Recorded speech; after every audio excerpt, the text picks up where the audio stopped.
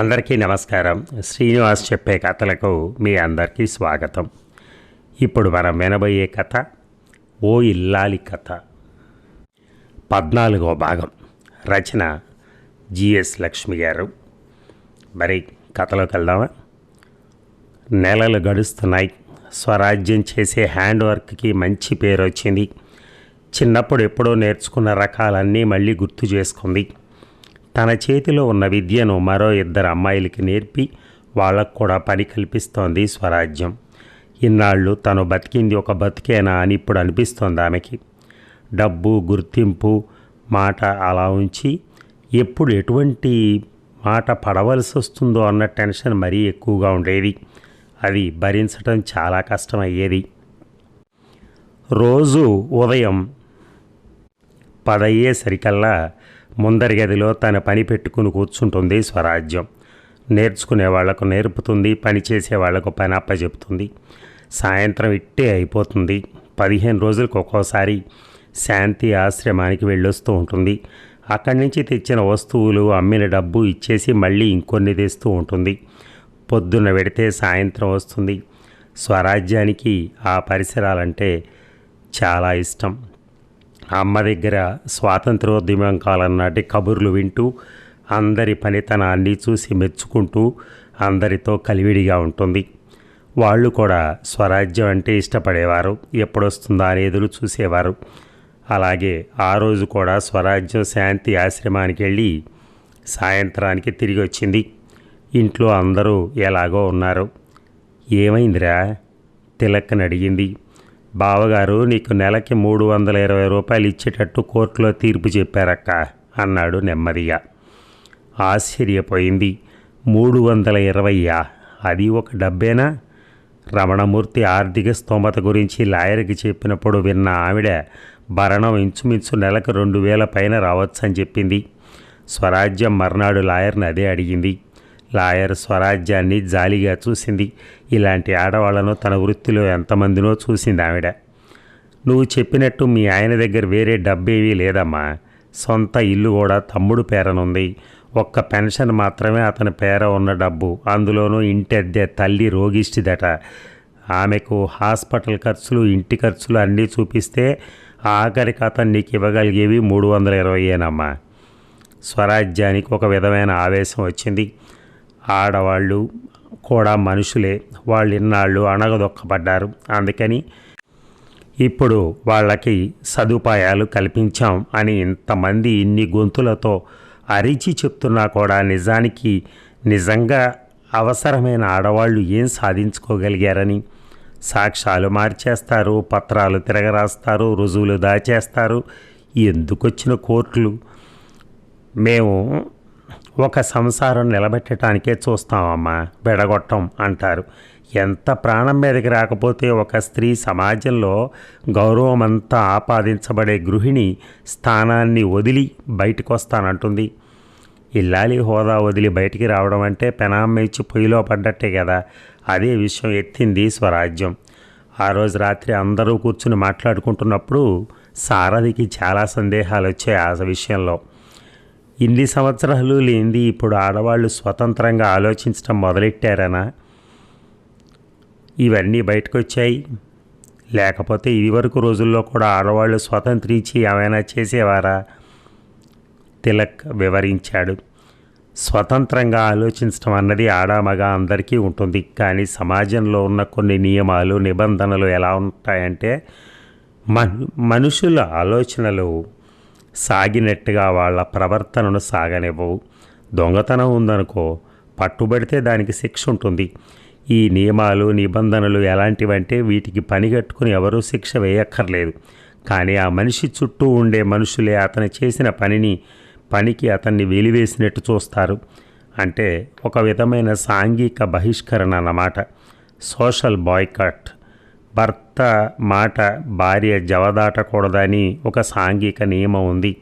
ఎదిరిస్తే దానికి జైలు శిక్ష ఉండదు. కానీ చుట్టూ ఉన్న మిగిలిన వాళ్ళందరూ అలా ఎదిరించిన స్త్రీని తప్పు చేసినట్టు చూస్తారు. అది భరించి ఆడవాళ్ళు వాళ్ళ స్వతంత్రాన్ని నిలబెట్టుకుందుకు చాలా కష్టపడవలసి ఉంటుంది. దానికన్నా పక్కదారి ఏమిటంటే ఎదురుగుండా భర్తను ఎదిరించకుండా పక్కకు తిరిగి తను చేయదలుచుకున్న పని చేస్తేనే భర్తకి ఇబ్బంది ఉండదు, భార్యకి ఇబ్బంది ఉండదు. నొప్పించక తానొవ్వక తప్పించుకు తిరుగువారు అన్నట్టు ఇలాంటి వాళ్ళు నలుగురిలో మంచి వాళ్ళని పేరు తెచ్చుకుంటారు. కానీ నిజాయితీగా ఏం చేస్తున్నారో చెప్పి చేసేవాళ్ళు చాలా ఇబ్బందులు ఎదుర్కొంటారు. అంటే చదువు సంధ్యలు లేని ఇదివరకు రోజుల్లో కూడా ఆడవాళ్ళు స్వతంత్రించి ఏమైనా చేసేవారా? సుందరమ్మ అందుకుంది. ఎందుకు చేయలేదురా, మా ఊళ్ళో ఒక ఆవిడ కాలవకు అడ్డం పడి ఈదేలా అంది. ఎవరు వదినా? సరస్వతి గుర్తు తెచ్చుకుందుకు ప్రయత్నించింది.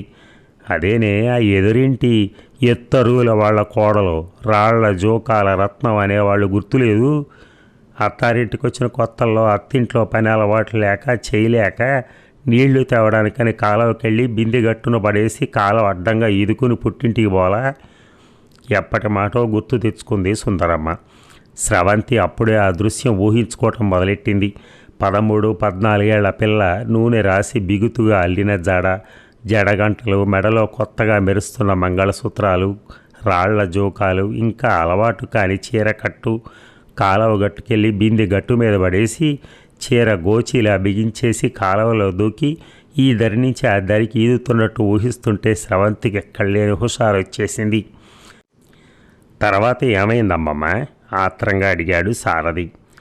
ఏమవుతుంది, పుట్టింటి వాళ్ళు ఆ పిల్లకు బుద్ధులు చెప్పి అత్తారికి నచ్చజెప్పి మళ్ళీ అత్తింట్లో దింపారు.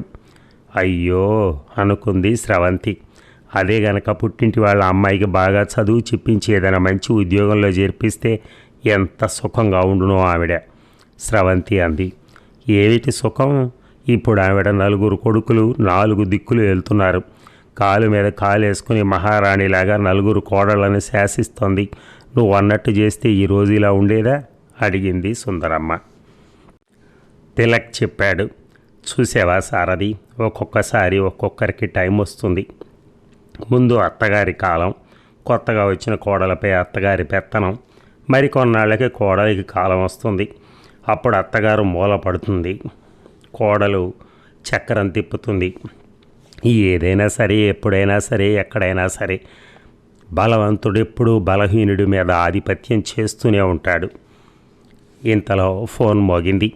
అంత రాత్రిపూట ఎవరా అని చూస్తే లలిత ఫ్రెండ్ సుమతి. లలిత, సంధ్య మేనకోడలు ఆసుపత్రిలో ఉంది, పరిస్థితి సీరియస్గా ఉంది, నువ్వు తొందరగా రా అని పెట్టేసింది. లలితకి ఏమీ అర్థం కాలేదు. సంధ్య మేనకోడలు స్వర్ణకు పెళ్ళై 6 నెలలే అయింది. ఇంతలో ఏం జరిగిందో అనుకుంటూ ఆసుపత్రికి వెళ్ళిన మనిషి మర్నాడు పొద్దున 9 గంటలకి కానీ ఇంటికి రాలేదు. రాగానే ఇంట్లో వాళ్ళ ఆతృత చూసి జరిగిన విషయం చెప్పింది. ఏముంది, మొగుడు అత్త తనని విషం పెట్టి చంపబోయారని ఆసుపత్రిలో చేర్చగానే రిపోర్ట్ ఇచ్చింది. పోలీసులు వాళ్ళని అరెస్ట్ చేద్దామని వెళ్ళారు. తీరా ఇన్వెస్టిగేషన్లో తేలిన విషయం ఏమిటంటే నిన్న పొద్దుటి నుంచి అసలు ఆ మొగుడు ఇంటికే రాలేదట. అత్తగారికి గుండె నొప్పి వచ్చి ఆసుపత్రిలో ఉందంట. ఆ విషయాలు తెలియని ఆ పిల్ల వాళ్ళ మీద కక్ష సాధించడానికి అలా రిపోర్ట్ ఇచ్చిందట. ఎవరికీ పూర్తిగా అర్థం కాలేదు. ఆ అమ్మాయికి వాళ్ళ మీద కక్ష ఎందుకు? పూర్తిగా కథను చెప్పుకొచ్చింది లలిత. సంధ్య మేనకోడలు స్వర్ణ ఎవరో అబ్బాయిని ప్రేమించింది. పెద్దవాళ్ళు బలవంతంగా ఈ అబ్బాయికి ఇచ్చి పెళ్లి చేశారు. పెళ్ళైనప్పటి నుంచి అమ్మా నాన్నల మీద కోపం అంతా మొగుడు మీద అత్తగారి మీద చూపించడం మొదలెట్టింది. వాళ్ళు మంచివాళ్ళు, మర్యాదస్తులు కనుక భరించి ఊరుకున్నారు. రోజు రాత్రి 7 గంటలకల్లా మొగుడు ఆఫీస్ నుంచి ఇంటికి వస్తాడు. అత్తగారు ఊళ్ళోనే ఉన్న బంధువుల ఇంటికి పొద్దున్నే వెళ్ళింది. కొడుకు వచ్చే టైంకి ఆవిడ కూడా ఇంటికి వద్దామని ఇంటికి బయలుదేరుతూ వస్తున్నానని కోడలకు ఫోన్ చేసి చెప్పింది. బయలుదేరిన అత్త ఇంటికి వచ్చే టైము సరిగ్గా మొగుడు ఆఫీస్ నుంచి వచ్చే టైము చూసుకుని స్వర్ణ ఎలుకల మందు మింగేసింది. ఆ మొగుడి అదృష్టం అనుకుంటాను. ఆ రోజు మెయిన్ ఆఫీస్ నుంచి అకస్మాత్తుగా తనిఖీ బృందం వస్తే అతను రాత్రి 10 దాకా ఇంటికి రాలేకపోయాడు. ఇంటికి వద్దామని బయలుదేరిన అత్తగారికి గుండెల్లో దడగా ఉందంటే బంధువులు కంగారు పడి ఆమెను ఆసుపత్రిలో జరిపించి ఆ సంగతి చెబుదామని ఇంటికి వచ్చేటప్పటికి ఈ స్వర్ణ స్పృహ తప్పి పడిందట. వచ్చిన వాళ్ళు వెంటనే ఆసుపత్రిలో చేర్చారు. తెలివొచ్చాక మొగుడు అత్తగారే బలవంతంగా తన చేత ఎలుకల మందు తాగించారని వాళ్ళ మీద చెప్పిందట. వాళ్ళ అదృష్టం బాగుండి ఆ టైంకి వాళ్ళిద్దరు ఇంటికి రాలేదు కనుక బతికిపోయారు. లేకపోతే ఈ పాటికి చెయ్యని తప్పుకి కటకటాల వెనక్కి వెళ్ళుండేవారు. ఆ పిల్ల బతికి బయటపడ్డాక పాపం ఇప్పుడు ఆ అత్తగారు అసలు విషయం బయటపెట్టింది. పెళ్ళైన మర్నాటి నుంచి కూడా స్వర్ణ ఇల్లు వదిలి ఆ ప్రియుడితో వెళ్ళిపోతాననేదట. మర్యాదస్తులం అలా చేయకూడదన్నారని వాళ్ళ మీద కక్షగట్టి ఇంత గ్రంథం నడిపిందట. చిచి, ఎంతో కష్టపడి ప్రభుత్వం నుంచి సాధించుకున్న సదుపాయాలని కొందరు ఆడవాళ్ళు ఇలా దుర్వినియోగపరుస్తుంటే మాకే ఎంతో సిగ్గేసింది. చూసారా, ఇలాంటి వాళ్ళనే మానసిక రోగులంటారు. మరొకరిని ప్రేమించినప్పుడు అసలు ఈ పెళ్లి చేసుకోవటం ఎందుకు? ఇటువంటి వాళ్ళు వీళ్ళు సుఖంగా ఉండరు, ఎదుటి వాళ్ళని సుఖంగా ఉండనివ్వరు. వాళ్ళు చచ్చైనా సరే ఎదుటి వాళ్ళని సాధించాలనుకుంటారు. ఇలాంటి ఆడవాళ్ళని చూస్తే భయం కూడా వేస్తుంది అన్నాడు తిలక్. ఎవరు ఏమీ మాట్లాడలేకపోయారు. స్వరాజ్యానికి ఒక్కసారిగా రమణమూర్తి గుర్తుకొచ్చాడు. అతను కూడా ఒక మానసిక రోగి అయి ఉండాలి, లేకపోతే తనని ఇంట్లోకి రానియకపోవటం వల్ల అతను మటుకు ఏం సుఖపడుతున్నాడు. అయినా సరే తను బాధపడినా సరే స్వరాజ్యం మటుకు రోడ్డును పడాలన్న అతని మనస్తత్వం తలుచుకుంటేనే వికారం పుట్టింది. అప్పుడే తీర్పు వచ్చి 6 నెలలైంది. ఇప్పటికీ ఒక్క నెలైనా ఒప్పుకున్న 320 కూడా ఇవ్వలేదు రమణమూర్తి. ఇన్నాళ్ళు ఎందుకులే, ఇంతోటి డబ్బు కోసం గొడవ అనుకుంది. కానీ ఇప్పుడు ఊరుకోలేకపోయింది. ఇప్పుడు గనక తను ఊరుకుంటే అతను చెప్పింది ఒప్పుకున్నట్టే అవుతుంది. తనెందుకు ఊరుకోవాలి? తనని ఇంత బాధ పెడుతున్న అతన్ని ఊరికి ఎందుకు వదలాలి? మళ్ళీ లాయర్ని కలిసింది స్వరాజ్యం. లాయరు వివరించింది, ఇక్కడ 2 విషయాలున్నాయమ్మా. సాధారణంగా ఇలా నెలల తరబడి భరణం ఇవ్వటం మానేస్తే మళ్ళీ నీ భర్త దగ్గరికి నువ్వు వస్తావనే కారణంతోటి భరణం ఇవ్వటం మానేసి ఉండొచ్చు. అదొక కారణం అయితే, మరి రెండోది ఇవ్వనంతలో ఏం చేస్తుందిలే అన్న ధీమా. ఆ 300 కోసం మళ్ళీ నువ్వు కోర్టుకు వెళ్ళాలంటే 1000 ఖర్చు అవుతాయి. అందుకని చాలామంది ఆడవాళ్ళు ఊరుకుంటారు. స్వరాజ్యం ఊరుకోదలుచుకోలేదు. ఎంత ఖర్చైనా సరే ఈ భరణం సరిపోదు, ఇంకా ఎక్కువ కావాలని అడుగుదామంది.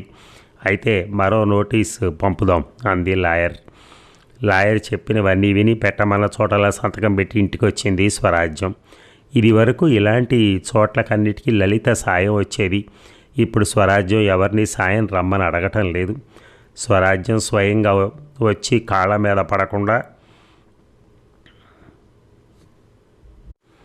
భరణం పెంచమని నోటీస్ పంపడం చూసి రమణమూర్తి తెల్లబోయాడు. తనకు తెలిసిన రాజ్యం అయితే గిరగిరా తిరుగుతూ వచ్చి కాళ్ళ మీద పడాల్సింది. ఇంత తెగింపు ఎలా వచ్చిందో అతనికి అర్థం కావట్లేదు. ఇన్నాళ్ళు ఏ రోజుకు ఆ రోజు రాజ్యం వస్తుందని అనుకున్నాడు. అందుకే డబ్బు కూడా పంపలేదు. డబ్బు కోసమైనా రాకపోతుందా అనుకున్నాడు. మొదట్లో అయితే రోజు పొద్దున్నే లేచి గౌతమి వచ్చే టైంకి కాలింగ్ బెల్ శబ్దం కోసం ఎదురు చూసేవాడు. కొన్నాళ్ళయ్యాక ఆ టైంకి వీధి తలుపు తీసుకుని కూర్చునేవాడు. ఆ తర్వాత పొద్దున్నే బయలుదేరి సాయంత్రానికి వస్తుందేమో అనుకుంటూ రాత్రి 10 దాకా వీధి వైపు చూస్తూ కూర్చునేవాడు. పోను రోజు రమణమూర్తికి ఎదురు చుట్టం అనేది ఒక జబ్బుగా మారిపోతున్న సమయంలో మళ్ళీ స్వరాజ్యం పంపిన నోటీస్ అందింది. కోర్టులో కేసు నడుస్తూనే ఉంది. స్వరాజ్యం మరీ బిజీ అయిపోయింది. శాంతి ఆశ్రమంలోని అమ్మకి ఆరోగ్యం పాడైంది. కాకినాడలో ఆసుపత్రిలో చేర్చారు. స్వరాజ్యం రోజుల తరబడి ఆశ్రమం అజమాయిషీ చూస్తూ ఆశ్రమంలోనే ఉంటోంది. అమ్మకి స్వరాజ్యం మీద అంత నమ్మకం. ఆసుపత్రి నుంచి ఆశ్రమానికి వచ్చాక కూడా అమ్మ చాలా విశ్రాంతిగా ఉండాలని డాక్టర్లు సలహా ఇచ్చారు. అందుకని అమ్మ స్వరాజ్యాన్ని అడిగింది, వచ్చి ఆశ్రమం అజమాయిషీ చూస్తావా అని. స్వరాజ్యం కంగారు పడింది. తన మీద అంత బాధ్యత పెట్టద్దు అంది. కానీ అమ్మ వినలేదు. అంకిత భావంతో పనిచేసే నీలాంటి సేవా తత్పరులే కావాలి. నీలో ఆలోచన ఉంది, చురుకుతనం ఉంది, సమస్యలను పరిష్కరించే నేర్పు ఉంది. నువ్వు మీ తమ్ముడు ఇంట్లో లేకపోయినా వాళ్ళ అంత ఇబ్బంది ఉండదు. వాళ్ళు ఒకళ్ళకొకళ్ళు ఉన్నారు. కానీ నువ్వు ఈ ఆశ్రమంలో లేకపోతే ఇక్కడి వాళ్ళందరూ మళ్ళీ అనాథలైపోతారు అని చెప్పింది. స్వరాజ్యానికి అమ్మ, కొడుకు, కోడలు గుర్తొచ్చారు. అసలు ఈ ఆస్తికంతా వారసులు వాళ్ళని కాదని తను అక్కడ ఉండడం న్యాయం కాదు. అదే చెప్పింది అమ్మతో. అమ్మ వివరించింది, ఈ ఆస్తితో నా కొడుక్కేమీ సంబంధం లేదు. మొత్తం ఆస్తి అంతా శాంతి ఆశ్రమం పేరు మీద ఉంది. మా ఆయన దీని మీద సర్వహక్కులు నాకే ఇచ్చారు. దీనికి నాకిష్టమైన ఎవరినైనా పెద్దగా నియమించే పూర్తి స్వాతంత్రం, హక్కు నాకున్నాయి. కానీ ఒక్క విషయం, నువ్వు నీ భర్త దగ్గరికి వెళ్ళాలనుకుంటే మాత్రం కాదన్ను. అలా అంటాం భావ్యం కూడా కాదు. కానీ అక్కడికి వెళ్ళను, తమ్ముడు దగ్గరే ఉంటాను అని నువ్వు అనుకుంటే మటుకు నీ తమ్ముడు పిల్లల కన్నా కూడా ఈ ఆశ్రమంలోని వారికే నీ అవసరం ఎక్కువ ఉంది. అది మట్టుకు నువ్వు దృష్టిలో పెట్టుకో అని స్పష్టంగా చెప్పింది.